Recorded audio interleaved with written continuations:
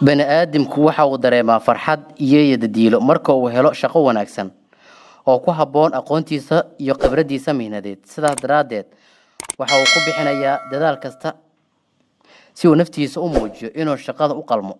Si haddaba aad hadafkaaga u gaarto, waxa waajib ah inaad raacdo talooyinkan aan idinku soo gudbinayno sadarada soo aadan. Waa sida uu sheegay website-ka Positivity Blog.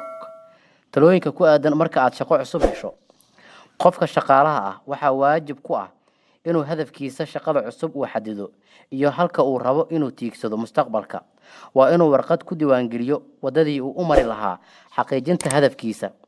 Marka uu qorshihiisa diyaarsado, qofka shaqaalaha ah waxa ku waajib ah inuu ku socdo qorshihiisa oo aanu ka leexan si uu xaqiijiyo. Sidoo kale, waxa ku habboon inaad bedesho tallaabooyinka qaar ee aan ku habboonayn shaqadaada ee ka hortagi kara inaad hadafkaaga gaarto. Waa inaad og tahay halka aad ka liidato oo aad is-hagaajiso. Tusaale ahaan, haddii aad u baahan tahay inaad luqadaha iska dhisto, waxa waajib ah inaad raadsato koorsooyin dhanka luqadaha ah ee aad u baahan tahay si horumarkaaga aad u samayso. Halkan waxaa lagula talinayaa inaad is soo hordhigto wax ugu daran ee aad la kulmi karto shaqada marka ay xaaladdu xumaato. Waa inaad adeegsataa saaxiibada si ay wax kula qabtaan marka aad shaqada culays kala kulanto ama ay wax si ka noqdaan.